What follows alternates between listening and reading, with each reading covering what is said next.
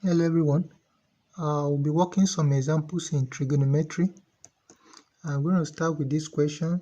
It says find in radian the area of a sector with radius 2 cm and angle 60 degree at the center. A sector is a portion of a circle enclosed within 2 radii. This is a circle, so this portion that is enclosed within these 2 radii is a sector. So it's suspending this angle at the center of the circle. So if this angle is alpha, then the entire angle that is at the center of the circle is 360. So this alpha is a portion of the 360 degree. Area of a circle is pi r square. Then the area for the fraction of the circle, which is the sector, which is suspending angle alpha at the center. So it's going to be alpha over the whole angle at the center is 360 times pi r square times the area. So we are finding the area of that fraction. So we are writing that 360 as 2 times 180 because the angle theta, if we convert alpha in degree to theta in radian, the conversion is going to be alpha degree over 180 degree times pi. So what we're going to do is that we will replace the alpha over 180 times pi by theta in radian for us to have the area of the sector in radian. So the formula for the area of the sector in radian is half theta r square. So the alpha over 180 times pi has been replaced by the theta, and we now have it in radian now as alpha theta multiplied by r square. So for the sector in question, the radius is 2 cm, the alpha in degree is 60 degree. So if we convert that to theta in radian, it will be 60 degree over 180 degree times pi. So 60 over 180 is 1 over 3. So we want multiply 1 over 3 by pi, we have pi over 3 radian. So if we substitute that into the formula for the area of a sector in radian, half theta r square, we have half times theta is pi over 3 and the r square will be 2 square. So that will give us 4 pi over 6. If we divide to the simplest time, it will be 2 pi over 3 square centimeter. So we move to another question. This question says a spherical metal of diameter 42 centimeter is inserted into an open cylindrical tank of height 14 centimeter and radius 35 centimeter. So what is the volume of water the tank can hold afterwards?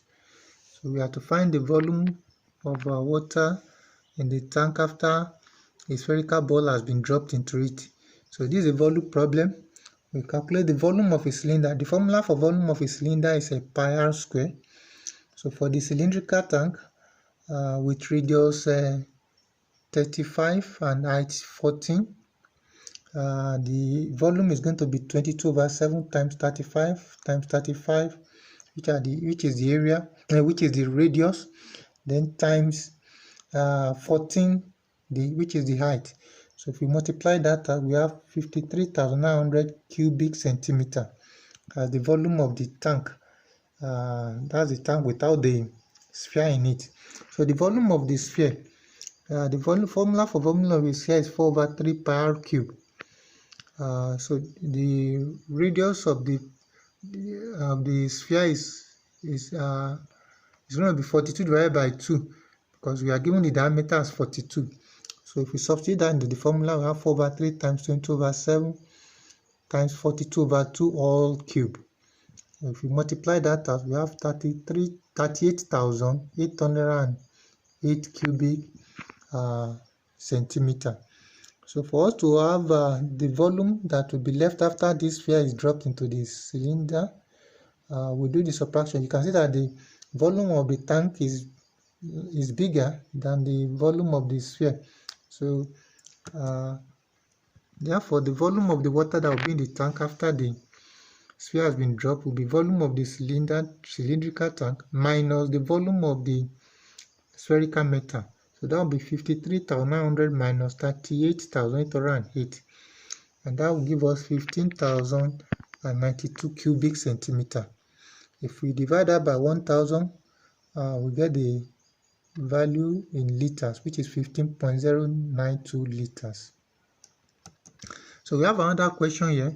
It says a plane is flying with an air speed of 185 miles per hour on a bearing of 120 degree, and the wind current is running at a constant speed of 32 miles per hour on a bearing of 165 degree.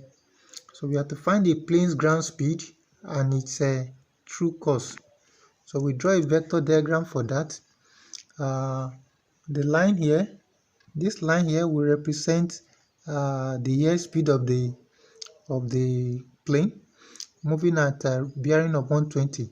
The bearing is read from the north in clockwise direction, unlike when we read it the other time in quadrant. If we read it in quadrant, we read anti-clockwise starting from the positive x-axis, but in bearing, angles are read from the north, geographic north, in clockwise direction. So 120 degrees in this direction, so this is the angle 120 degree.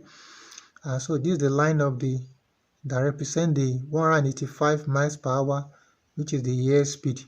Then this line will represent the 32 miles per hour, the speed of the air current, which is at a bearing of 165 degree.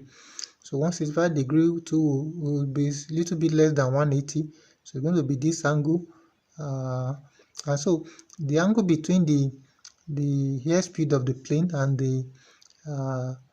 the air current, the speed of the current, is going to be if we subtract 165 from 180, we have 15. So the small angle that is left for this 165 to complete 180 is 15. So we add that 15 to 120 degree because alternate angle, there will be an alternate angle of 120 here for this straight line from the north to complete straight line from the north. We have an alternate angle of 120 degrees. So if we have 120 to the 15, we have 135. So the optics angle between this the airspeed and the airspeed of the plane and the current, the air current, is 135 degree. So we complete the triangle. Completing the triangle with this red line, which will be the true course, the course of the plane, the true course of the plane. So we find that speed by solving this triangle, this optics angle triangle. So in solving that, we use the cosine rule for any triangle. So the cosine rule for any triangle is that a square equals to b square plus c square minus 2bc cos a.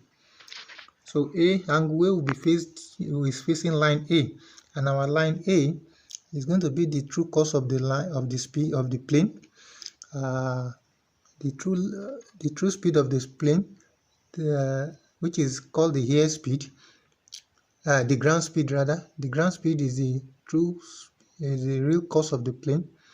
That will be the length A, and it's being faced by this angle 130 degree. So so the length B will be the airspeed, which is 185 miles per hour, and the speed of the current, the speed of the air current, which is 32 miles per hour, will be the C.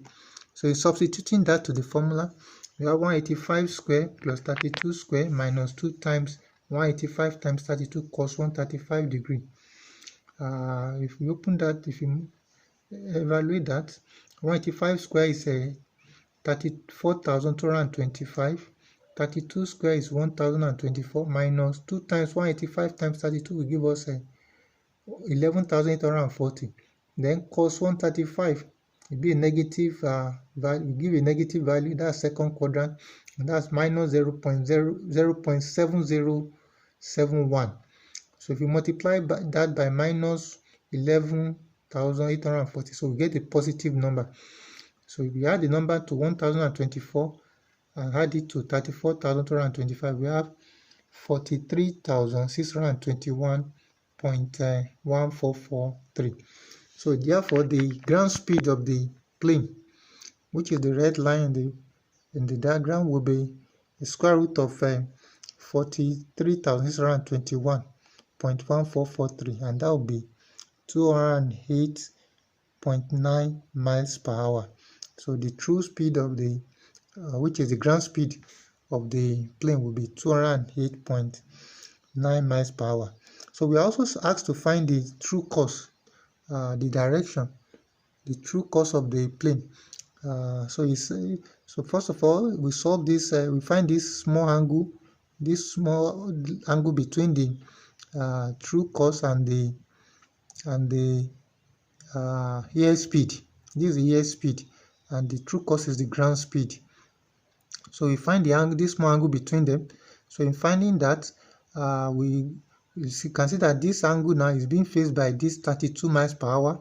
Is facing the line of the 32 miles per hour for the air, the current of the air, the air speed of the current. So therefore now we use the sine rule for any triangle to do that. So sine A over A equals to sine B over B. So sine A, that will be 135 degree.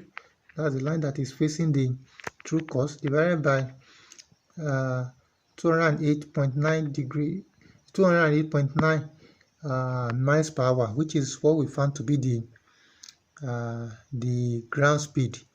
The ground speed, which is the true course, and equals to sine B over 32. So if we cross multiply that, we have 32 times sine 135 divided by 208.9.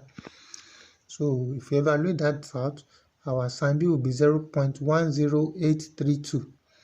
So therefore, the value of B will be arc inverse of 0.10832. So if you take the sine inverse of that, arc sine 0.10832, to give angle B, that small angle there, at 6.22 degree. So therefore this small angle here is 6.22.